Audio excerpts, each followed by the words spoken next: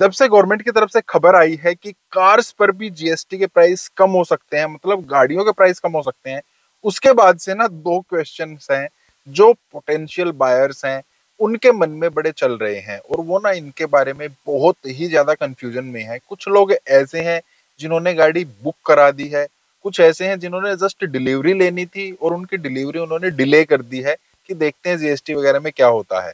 कुछ लोग ऐसे भी हैं जिनका लोन भी अप्रूव हो चुका है और वो भी अभी इंतजार में है, वो भी कंफ्यूजन में है अब क्या कर सकते हैं। और काफी सारे लोग ऐसे भी हैं जिनका बजट पहले जो भी था वो सोच रहे हैं यार हो सकता है सेम बजट में मुझे अपर वेरिएंट की गाड़ी मिल जाए, तो जिस चीज की मैंने बुकिंग करा दी है अब उस बुकिंग का क्या होगा, क्या मैं उस गाड़ी को अपग्रेड करा सकता हूँ, सेम बुकिंग में रहेगी, क्या रहेगा क्या नहीं रहेगा। तो बहुत सारी चीजें हैं जो कंफ्यूजन पैदा कर रही हैं।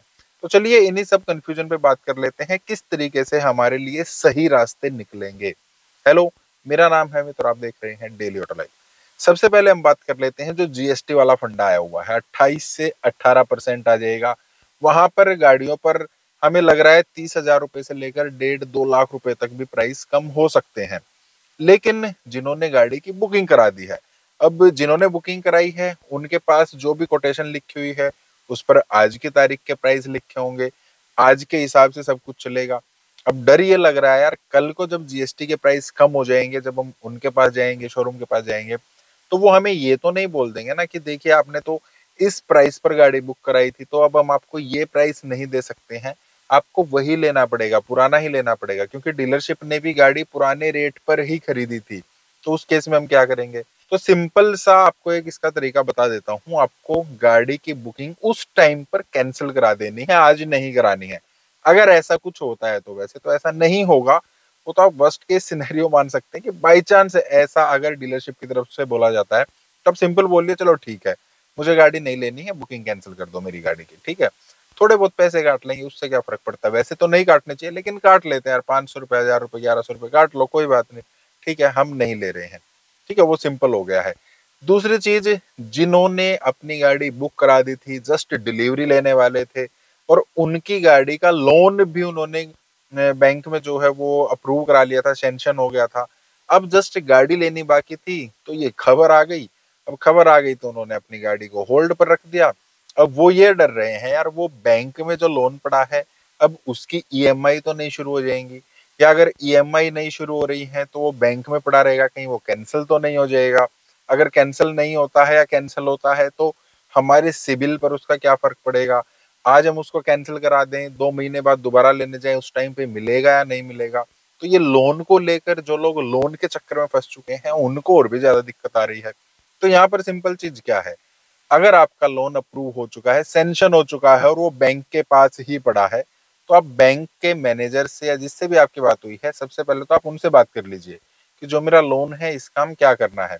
मोस्ट ऑफ द केस में आपका लोन ऐसे ही रहता है, आपकी एलिजिबिलिटी ऐसे ही रहती है। जब आप बोलेंगे कि अब आप इसको ट्रांसफर कर सकते हैं, मैं आज गाड़ी लेने जा रहा हूँ, तो आपका मोस्ट प्रोबेबली उस टाइम पर वो चल जाता है। लेकिन फिर भी आपको सेफ साइड यही करनी है, आपको एक बार बैंक से बात कर लेनी है कि जीएसटी की वजह से वो प्राइस कम हो सकते हैं, उस वजह से अभी हम रुके हुए हैं, तो आप इसको ना अभी होल्ड पर रखिए। ना तो हम इसको कैंसिल कर रहे हैं, ना ही हम अभी गाड़ी खरीद रहे हैं, हो सकता है 1-1.5 महीना हमें लग जाए। तो बेस्ट पॉसिबल चीज वो आपको दे देंगे, उसमें आपको कोई फर्क नहीं पड़ना है। ऐसा नहीं है कि आपका लोन अप्रूव हो गया है तो आपकी ईएमआई शुरू हो जाएंगी। ईएमआई तब शुरू होती है जब आपका लोन जो है, आप बोल देते हो डीलरशिप को ट्रांसफर कर दिया जाए, तब बैंक आपकी ईएमआई शुरू करता है। जब आप गाड़ी ले लेते हैं उसके बाद ही आपकी ईएमआई शुरू होंगी, अभी ऐसा कुछ भी नहीं है। तो आप, सिंपल सी चीज है, आप बैंक से बात कर लीजिए। अगर आपका लोन अप्रूव हो चुका है, डीलरशिप को ट्रांसफर आपने नहीं कराया है, तो कोई ज्यादा घबराने की जरूरत वहां पर भी आपको नहीं होगी। अब एक और चीज है जो बड़ी दिक्कत कर रही है लोगों को, वो क्या है कि यार मैंने ना गाड़ी बुक करा दी है, अब ये जीएसटी वाला फंडा आ गया है, अब मुझे लग रहा है कि गाड़ी के प्राइस कम हो जाएंगे। मैंने ये वाला वेरिएंट, मतलब मैंने वेरिएंट 1 चूज कर रखा था, अब मुझे लग रहा है कि वेरिएंट 2 जो यहाँ पर था वो यहाँ पर मेरे बजट में आ जाएगा, तो क्या मैं ये ले सकता हूँ? लेकिन यार बुकिंग तो मैंने इसकी करा दी है। अब यहाँ पर भी सिंपल फंडा है लेकिन इतना सिंपल भी नहीं है। सिंपल क्या है, आप गाड़ी की बुकिंग कैंसिल कराइए, दूसरा वही वाला वेरिएंट आप बुक कराइए, लेकिन वो आपको अभी नहीं करना है।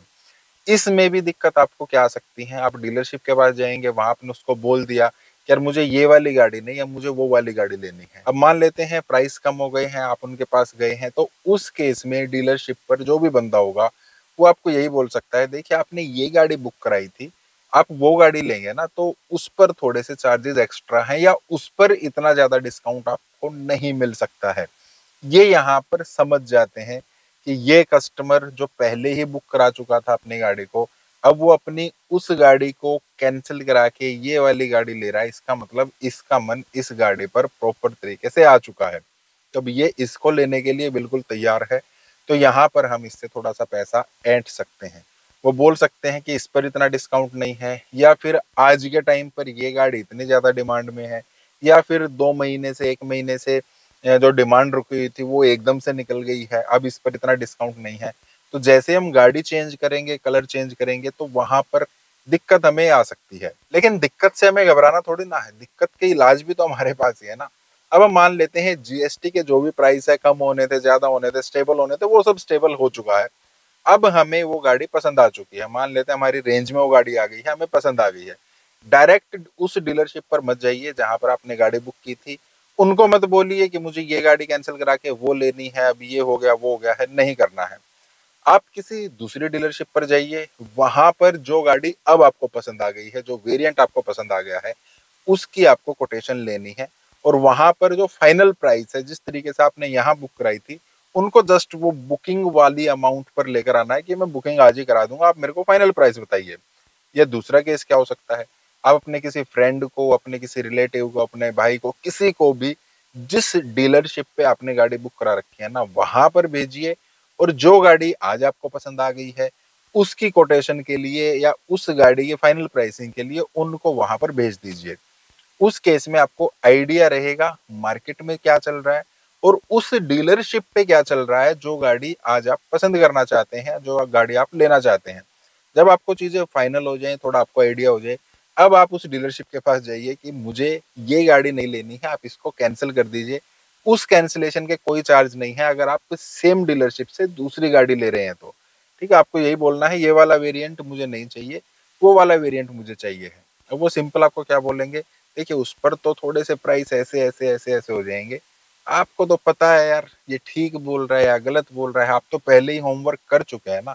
तो वो होमवर्क अब आपके काम आएगा, आपको बोलना है नहीं ऐसा नहीं है यार, मैं इतने पैसे ही आपको दूंगा, उसके बावजूद भी अगर नहीं मानता है ना, तो वो दोनों कोटेशन उसके सामने रख दो ना, यार देखो आपकी डीलरशिप की कोटेशन है, या मुझे मार्केट में ये वाली मिल रही है, आप नहीं दे सकते तो करो कैंसिल, काटो मेरे 500 रुपए, काटो मेरे 1000 रुपए। ऑफिशियल वो भी नहीं कटते हैं, मैं बार बार कह रहा हूँ, लेकिन फिर भी अपनी जान छुड़ाने के लिए, पीछा छुड़ाने के लिए हम लोग दे देते हैं। तो काटो यार, करो ठीक है। तो उसके बाद आपको वो डील भी मिल जाएगी। तो जीएसटी जब तक सेटल नहीं होएगा ना, तब तक ये चीजें घूमती रहेंगी दिमाग में, लेकिन डरने की कोई बात नहीं है। कुछ ना समझ में आए, व्हाट्सएप कॉन्टेक्ट नीचे दे रहा हूँ, आप कॉन्टेक्ट कर सकते हैं, आपको जवाब वहां पर मिल जाएगा। फिर भी कोई दिक्कत है हम बात भी कर सकते हैं, काफी लोगों से बात मेरी होती रहती है। तो इस चीज से डरना नहीं है, जीएसटी शायद हमारे लिए अच्छा ही निकल कर आएगा, बाकी देखते हैं। आप क्या समझते हैं, आप भी कमेंट कर सकते हैं। बाकी इस टाइप के वीडियोस के लिए लाइक करना, चैनल को सब्सक्राइब करना। मिलते हैं, थैंक यू।